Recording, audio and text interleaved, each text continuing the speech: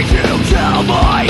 Just my tolerance, trying my patience, and every word you say to me is just another word wasted. I'm tired of those lies you tell me. Lies you tell me. Folks, I got one thing to say. Fuck Slate. Fuck Slate. How's that for an intro? Now, for those of you who follow politics, you know that Bernie Sanders just announced that his bid for 2020 was officially on. It's about damn time we heard this. Many of us have been waiting around for this forever. And it's about time for part 2 to take place. Many of us have never stopped this political revolution, and many of us have kept going. It has never been about one man. It's always been about us. Remember that hashtag not me, us?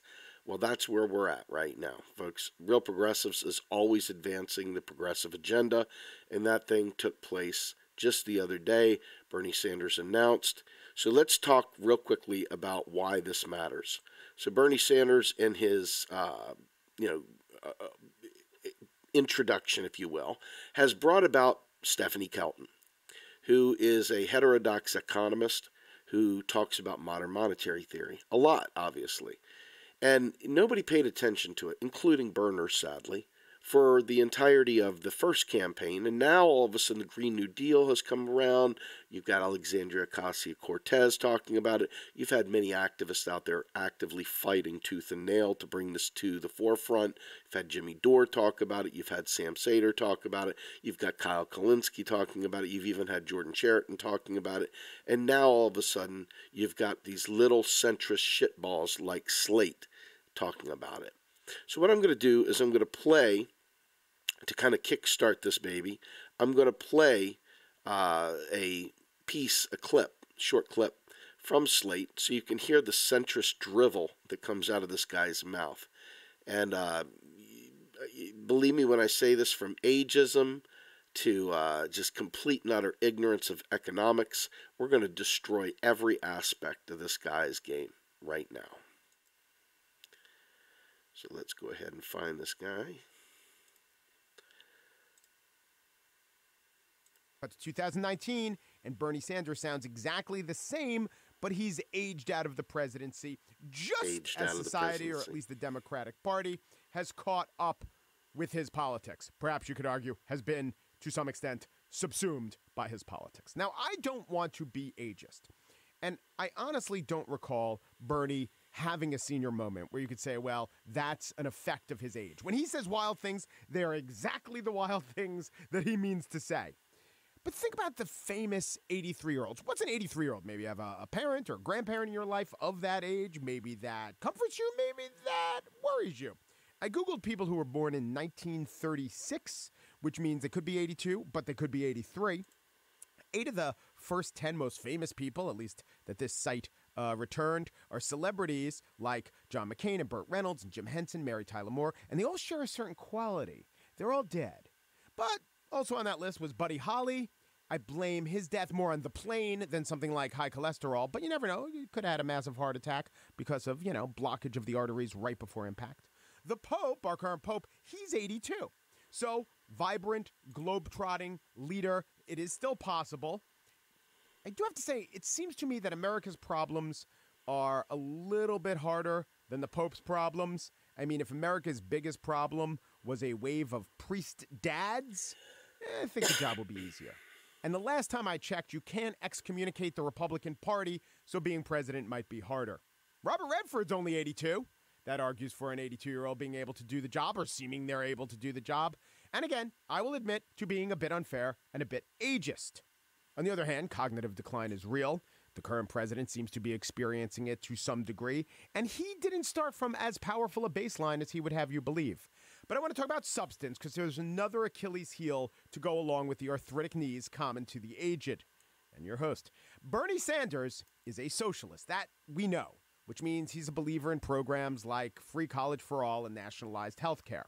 He has arguments for all of these, that we'd be foolish not to spend the money. He could do some deflection and say, how come the same questions aren't asked about the military? Fine, we know what he's going to say. But at some point, this is what I think is going to happen. Some reporter, maybe someone else in a debate, will pin him down on the economic theory known as MMT, modern monetary theory. Now, MMT, if you haven't heard of it, it's a way of describing how debt and deficits and spending actually, they say, works versus how we think it works. If you have heard of MMT, you will find the description I'm about to give totally inadequate. You'll deluge me with insulting tweets and emails because I didn't go into a 35-minute explanation, really 2-hour, 35-minute at the very minimum. Because people who are really into MMT don't look at it like an economic theory. They look at it like a fundamentalist looks at a sacred text. They're a lot like the peak oil crowd or the gold guys. They're similarly passionate. They have some stats on their side, but also there are times when their passion overwhelms their logic and gets in the way of their capacity to say simply, oh, I see we disagree. Pure ad hom. Bernie Sanders, last time out, had two main economic advisors. One was James K. Galbraith of Texas. He's an MMT guy. The other was Stephanie Kelton, now of Stony Brook University. Last time around from the University of Missouri at Kansas City. So she went from kangaroo to seawolf if you're playing at home. The basic premise of MMT, not the explanation part where they say this is how the world really works, but the prescription part where they say, and therefore we should do this. It's all explained in this tweet from Stephanie Kelton. She tweeted out a couple weeks ago at Stephanie Kelton. Question, can we afford a hashtag Green New Deal? Answer, yes. The federal government can afford to buy whatever is for sale in its own currency. All right. This is the premise. There's no such thing as deficits. All deficits are... Let's stop right there. Let's stop right there. He's saying there's no such thing as deficits. This guy is completely wrong, right? He's not even trying. It's not a matter of insulting tweets or anything. He tried to preempt his ignorance by giving us one of these shots across the bow to try and say, oh, of course they're going to attack me. Well, that's because you're misrepresenting it, right? It's got nothing to do with it being holy text. It's got to do with the fact that it is a description of how the shit works, right? So this asshole sets up the initial straw man that anybody that attacks him, anybody that in any way, shape, or form critiques what he's saying, they're diving into holy texts. They didn't give the 3-hour speech, whatever. He's already done the centrist, I'm above this. He's already done his bullshit that these Clintonites do. All right, so let's get back to it. I just wanted to nail that down because this is what these fuckers do. Let's go a little further. Here we go. Listen to this asshole. Is taking government money and giving it to the people of America. Therefore, it's the same money, just held by different people. She'd prefer it was held by Americans, not the government. Well, this is from a lecture that Stephanie Kelton gave at Stony Brook. Hold on. I got to stop right there. I mean, the government doesn't hold money.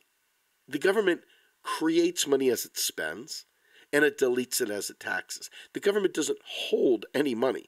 What is he talking? He's just saying things. His gums are flapping. He's getting a paycheck. This guy, Mike Pesca, should be off the payroll just for that alone. But the fact is that he's getting a paycheck, and his lips are going like this, and these centrists will lap that shit up like a cat on a fucking bowl of milk. Okay? That is just the bullshit right there. All right, now let's go back to this jackass here real quickly. She asked us to consider debt and deficits, not as debt and deficits, but as dollars being held by the people. So the entire national debt is nothing more than a historical record of all of the dollars that were spent into the economy, not taxed back, and are currently being held in the form of U.S. treasuries. That's all the national debt is. Kelton is right. I'll give her credit. She's right on a couple of points. We have been overly panicked about deficits past. That doesn't mean, though, they're not concerning or should never be concerning. She gave a TED-esque... So, hold on. Let's talk about this for a minute. He acknowledges what she just said is correct. Now, I want you to think about what she just said. The national debt is nothing more than the total of untaxed dollars that are in existence. That's it. So he's like, well, I'll give her a couple points. Folks, that is huge in and of itself. If the national debt is nothing more than the sum total of the untaxed dollars out there in existence, then it is literally absolutely nothing.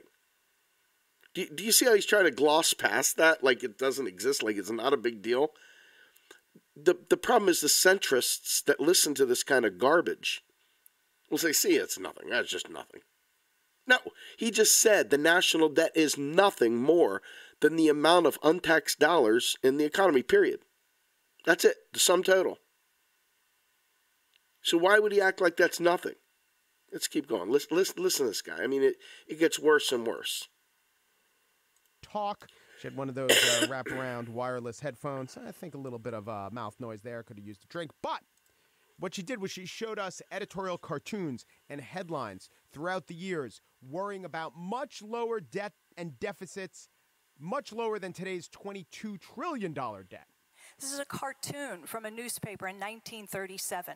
Okay, this is when, oh my God, the national debt is 36 billion with a B. $1 billion, right? High as a skyscraper, taller than Mount Everest, and all that kind of stuff, right? So then from 1937, move through the 1940s, financing World War II, the national debt grows. All of a sudden, it's 49 billion with an expectation we're going up to 65 billion. Oh, the water's fine, don't worry, right? It's all a big joke, gloom and doom. Ronald Reagan finishes and they erect a monument in this cartoon. This is Reagan's legacy, 1.5 trillion, now with a T. And then 3 trillion. And then when Clinton leaves office, 5.7 trillion. Yes, there has been fear-mongering about the debt. But just because there's been fear-mongering doesn't mean there's nothing to fear. I mean... Okay, so let's talk about this. He's saying, point blank, yes, there's been fear-mongering. But that doesn't mean there's anything to fear. There's not anything to fear. He doesn't even know what he's talking about. I mean, at all, right? She has shown since 1937 them doing this stuff. And literally, she already explained the national debt was nothing more than the sum total of the dollars in existence that have not been taxed. That's it. So think about what we've established. The national debt is nothing more than the sum total of all the dollars in existence that are not taxed. And that it has been fear-mongering since 1937, over and over and over again. And you show Reagan, who had next to, and they were like, oh my God. Then you had Clinton, who had, and oh my God. And then you keep going and going and going. Now we're up to 22 trillion. And it's still, oh my God, really big numbers. Nothing. That's just the sum total of the full amount, the net money supply, the amount of money that is out there that has not been taxed. Think about how stupid this is. Doesn't mean there's anything not to fear. Let's go on with this asshole. Let's keep going. I can find a lecture from some rabbi or Jewish leader in Germany in 1932 saying, look, we Jews, we're always worried about the anti-Semitism. Here's a cartoon. Here's a headline to prove my point. All right. I can't even stop. Now he compared deficits and so forth to Jews downplaying anti-Semitism. Folks, MMT has got over 30 years of academic work poured into tons of deep academic work. And this shit stain, this candidate for, the hair club for men, okay, this jackass is sitting there acting like, talking about deficits and debt and showing, empirically, that it's nothing. He's comparing that to people that were downplaying anti-Semitism during the up to the point of the Holocaust. This is what an asshole this guy is. I want you to see this clearly. All right, let's go back to this jackhole.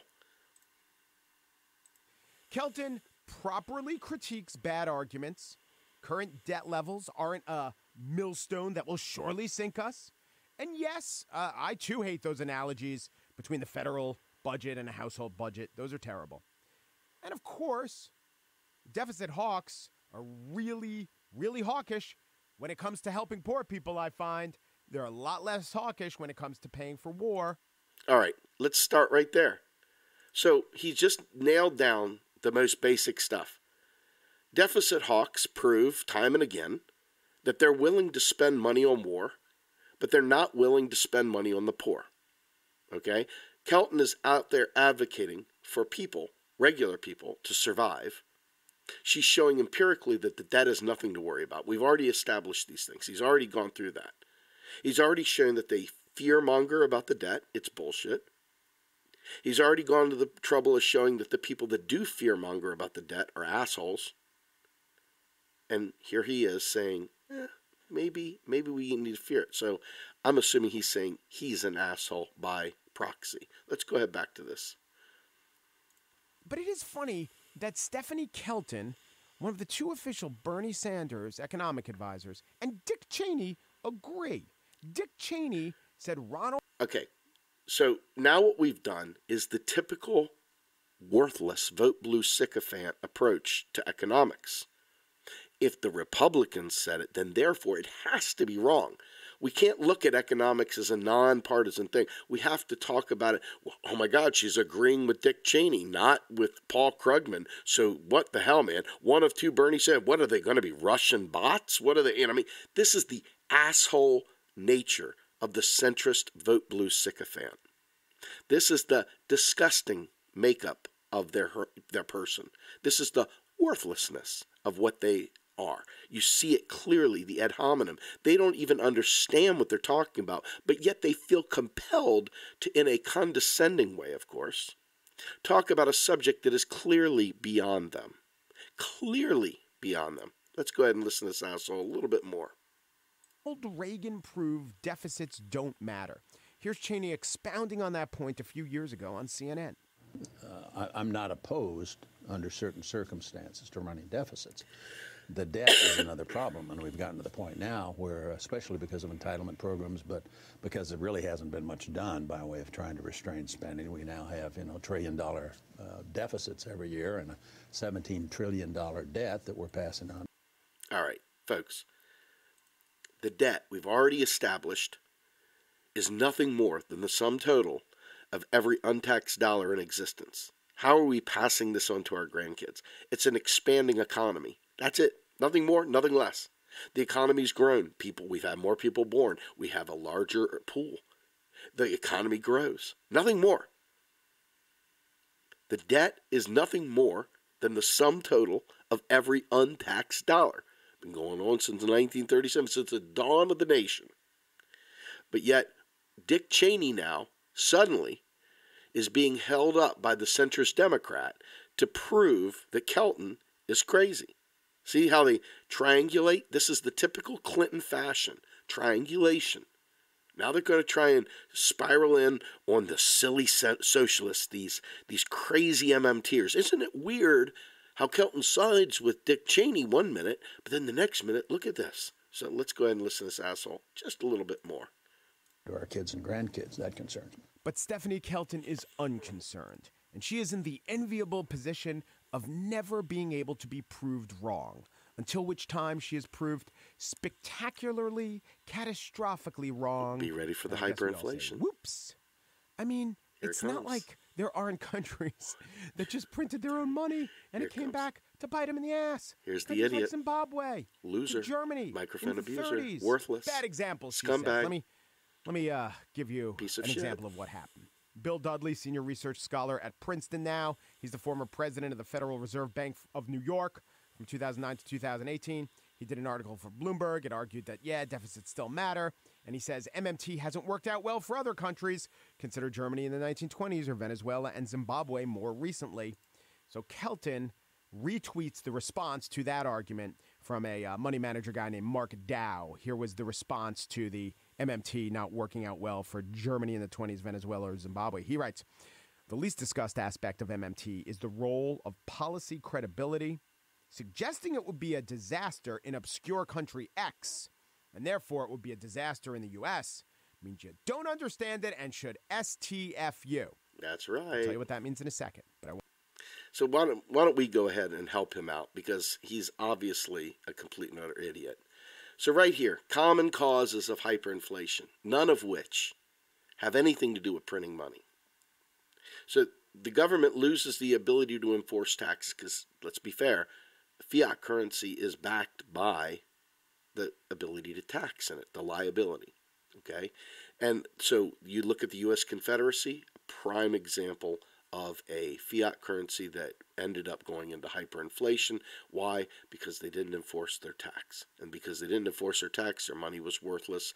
They could use it to friggin' roll joints. They could use it to firewood, whatever they wanted to do.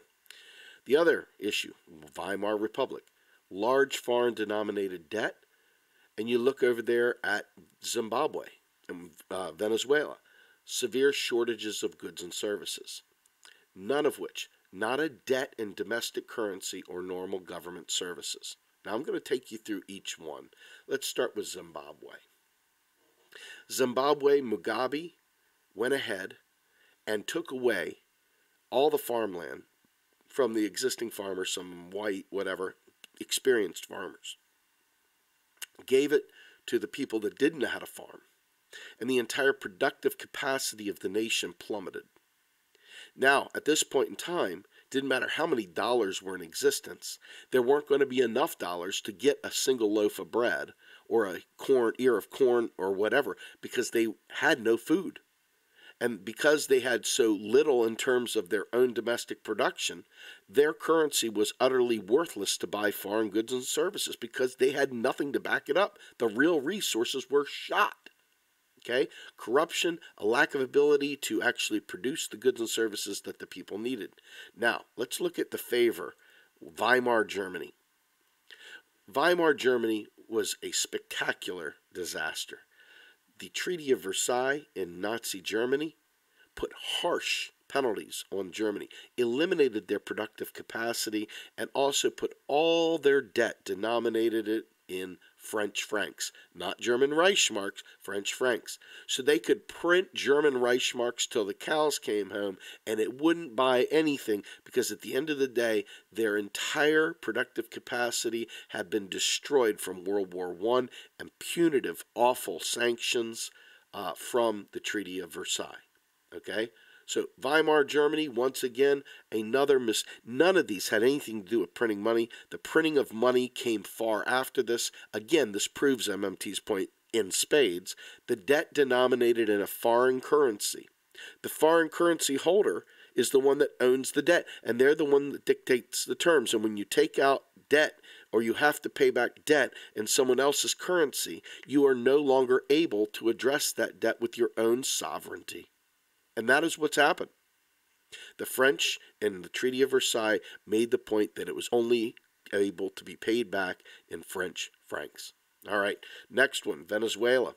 Let's go ahead and talk about that. So Venezuela, once again, is an economy that is based largely on a single product, which is oil, oil-based products.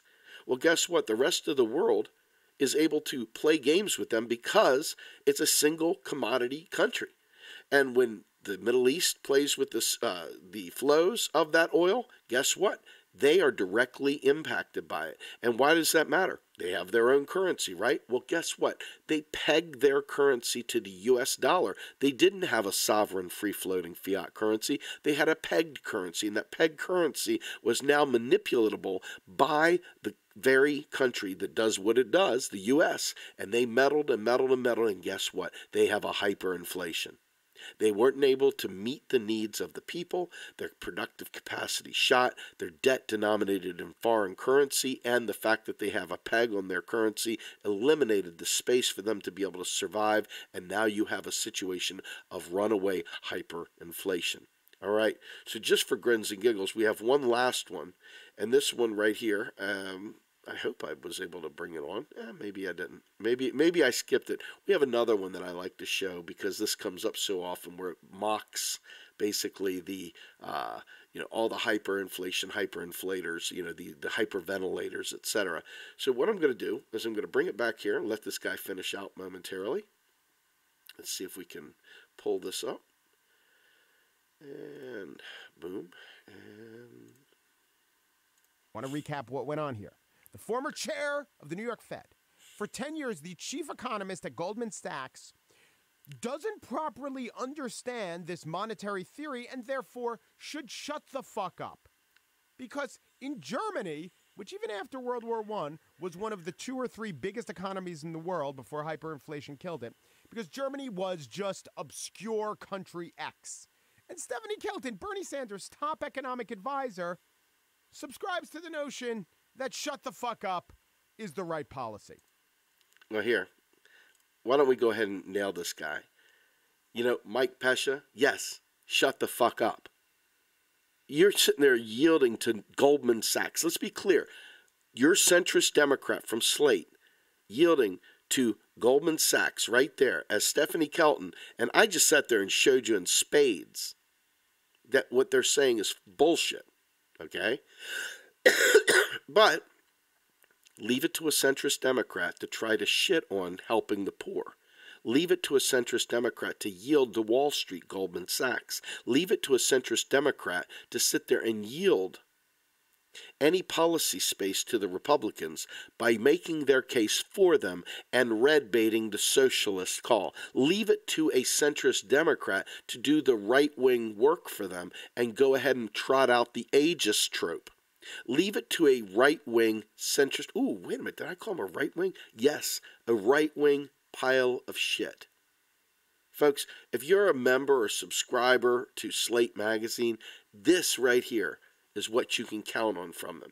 This right here is exactly what you get with Slate magazine. Unfortunately, you're not going to get any better than that because they are a establishment centrist think tank bullshit mouthpiece propaganda piece lying piece of shit. Period. Anyway, with that, I'm Steve Grumbine. Have a great day.